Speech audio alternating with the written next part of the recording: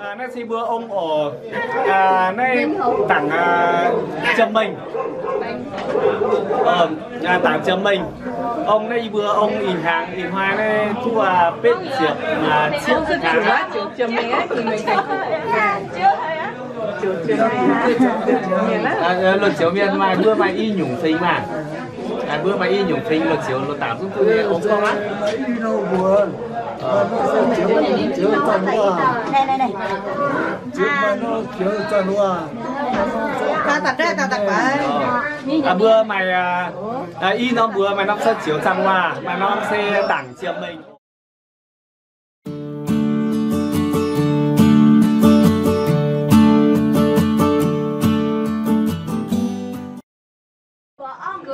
in hoa sẽ chậm nhìn ha nhìn tiếp ít xin chụp pet bữa in biển đi in hoa sẽ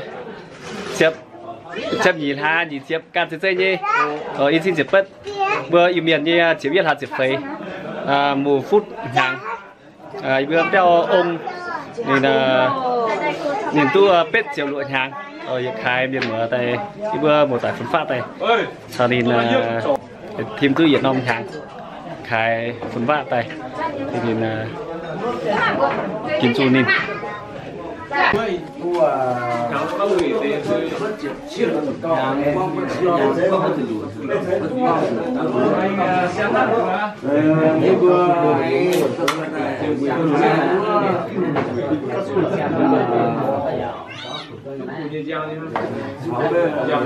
chia sẻ phần là về phần này nên cố miền sẽ anh này khá năng rồi hơn là sử dụng dùng cái phần rồi phương năm nay tầm mấy giờ đi tập 9 giờ nhỉ 9 giờ 10 giờ người số nếu ăn trưa là năm nay là còn 86 chưa đi là tháng 6 thì tháng 4 ăn trưa thì năm ngoái làm đóng bài không ai để chơi chơi cũng 86 80 đúng không thiên thiên phụ nữ của bạn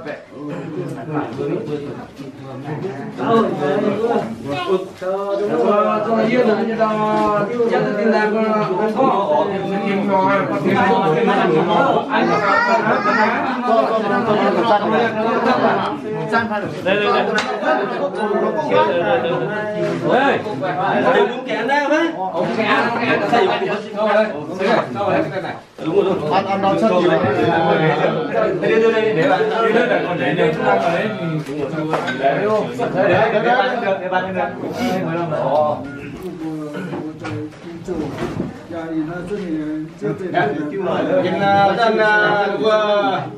quân pe sẽ dẫn xuất mình sẽ dẫn hai tấn tiền hai thủ yên một nhạc mà khác hay đúng chẳng ở đâu in hoa sẽ chậm nhìn ha nhìn chép ít xin chụp pet bữa in miền đi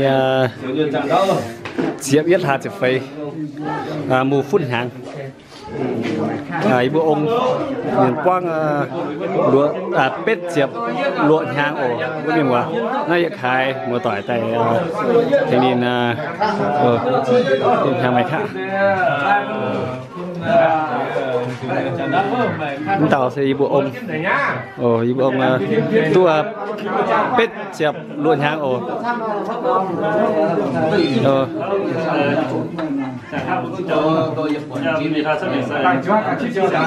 không thể tôi tin nữa tôi tham nữa ra mày ở hồ á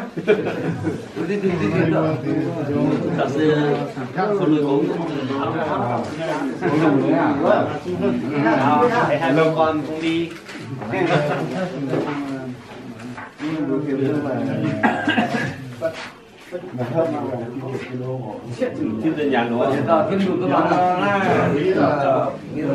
Đấy, ông tu hết triệu lộn hám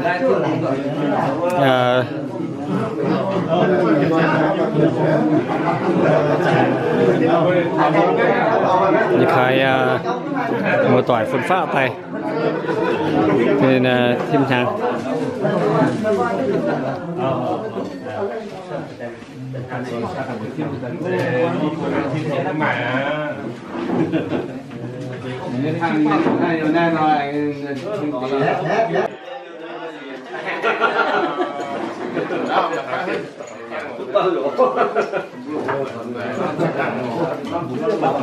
Đấu đấu. Thôi.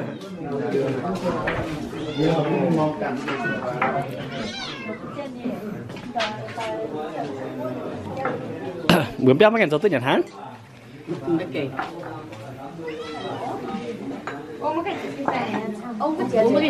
Ông sợi dẻo. Sợi dẻo Nhật Hán luôn.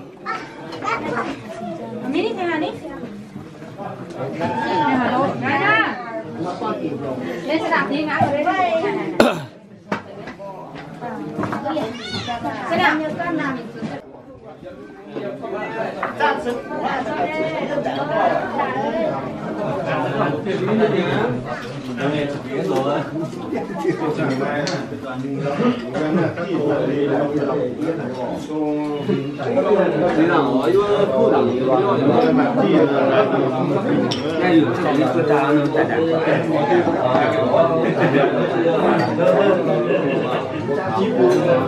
Hai chữ con nghề nhưng mà tôi cắt đi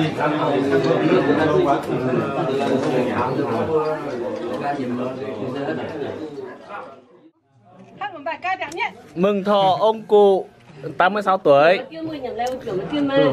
Ông tu pết diệp lụa hàng ồ mua toài. Bịa pết diệp xiên hàng ạ. Phá đâu. Phá bông đâu. Tập bút chỉ phá bông mình đang tại nhá. Có tập mình sẽ chân nó nhẹ. Trước cách đốt vào. Này. Ông tu pết diệp lụa. Đâu rồi. Ôi này kia. Bịa pết diệp xiên hàng nhé. Tôi thổi chứ cái gà đã hát đâu. Này. Hát đi. Ông là Piêm ạ. Piêm. To you. Thôi. Happy birthday to you. Happy birthday to you. Hát lại nhá. 1, 2, 3. Happy birthday to you. Happy birthday to you. Happy birthday to you. 1, 2, 3. Chúc mừng sinh nhật ông.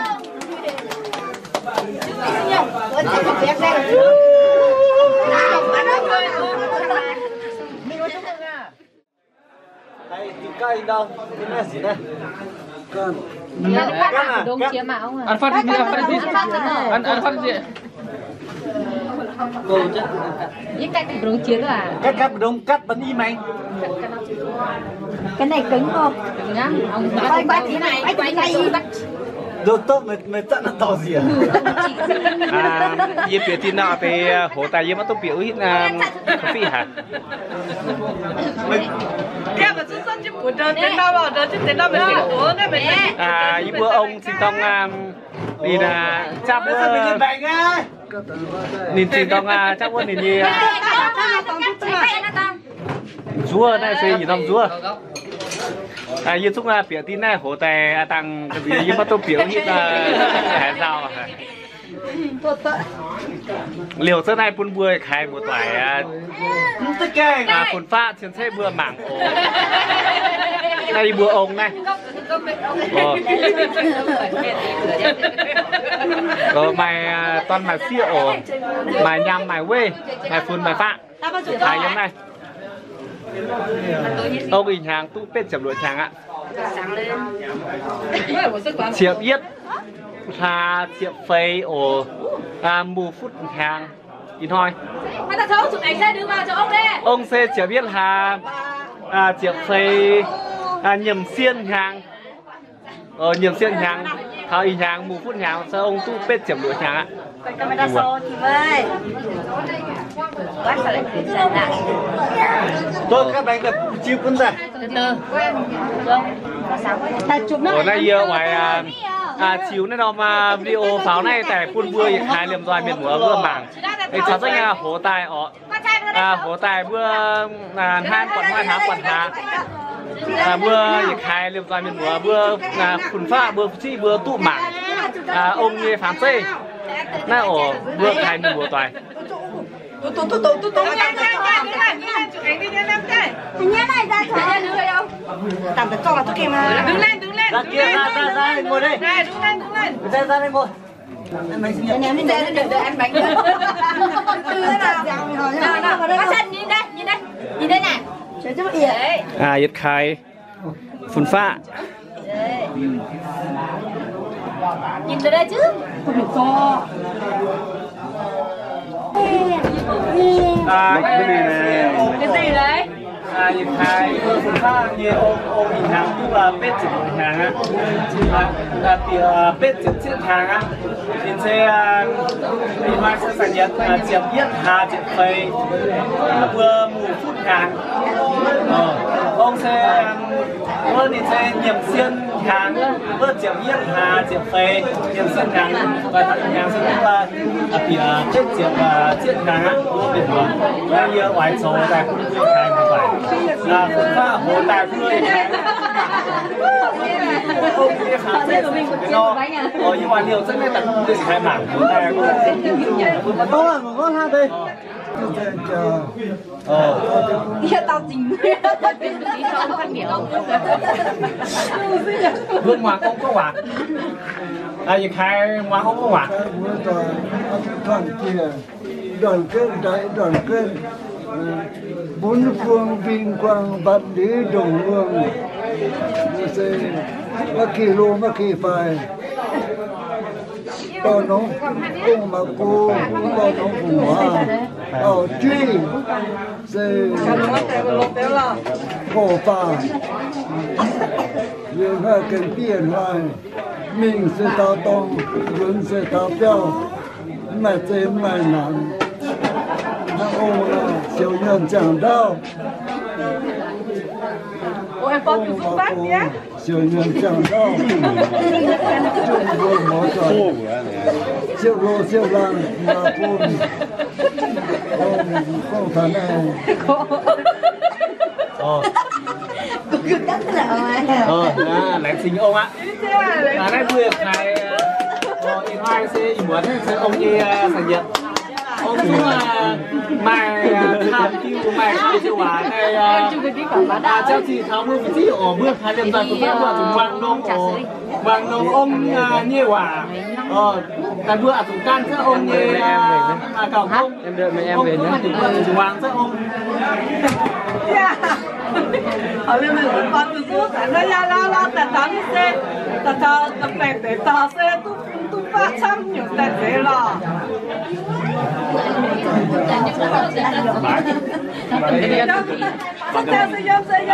Hoàng ông không nghe cô con tao ôm Hoàng việc hai lúc mà ông có quả từ hai mẹ thân hai bà quý việc hai lúc mà ông có quả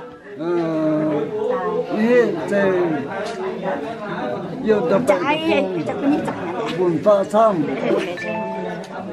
con mà chia bài chúng tôi hiến ngũ miền y tàu chia cu tàu toàn cái bài nào mà nhớ dành mà buồn pha như ông sẽ cho ông mình xô che cho nó bóng đèn ồ chung vừa buồn pha điều họ tổ sâu sức khá tổ sâu thuận kia mình sẽ tao to mình sẽ tao tiêu mà trên mà làm áo cô dây chàng có những cái hộp có lông đồng to nó mày ngã tao mày ngã thôi thì cũng miền ăn để mi đi hết chưa vừa siêu lô siêu làng mình sẽ tao to mình sẽ tao tiêu mà trên mà làm nay si bữa ông ở nay tặng châm mình tặng châm mình ông nay bữa ông in hàng in hoa này thu bếp diệp chiếc hàng chấm mình ấy thì mình luật chiếu miền mà bữa mày y nhủng sinh mà bữa mày y nhủng sinh luật chiếu luật tạm giúp tôi ông không á này nó kiểu chân hoa ta tập ra ta tập vậy bữa mày y nó bữa mày nó sẽ chiếu chăn hoa mà nó sẽ tặng chiều mình ở bữa miền mùa ý nói nó y bữa chiều nó mà video tại phun bữa thay miền mùa yên sang miền mùa yên mấy xì cài bữa tụ quảng tụ yên tụ yên liều buổi hay yên số 5 video số tài liệu trách tại phun hồ tài bữa liềm dài miền mùa phụ chi phun pha hồ tài như bữa khai liềm dài bữa tụ mảng trước ta nước cho phá cho chiếu phá cho ông như phạm bữa sơ chiếu phá cho ông chung mày toàn mày xưa mày phun mày pha mày khai bữa phun pha ý muốn cái thì ông như sang nhận ồ bữa khai miền mùa chúc mừng sinh nhật tôi họ vừa khai trong tu bạn tu hiu tu vừa khai mùa tuổi vừa phun pha vừa tài thành ông họ ông như sinh nhật sân phụ nó ạ, nói gì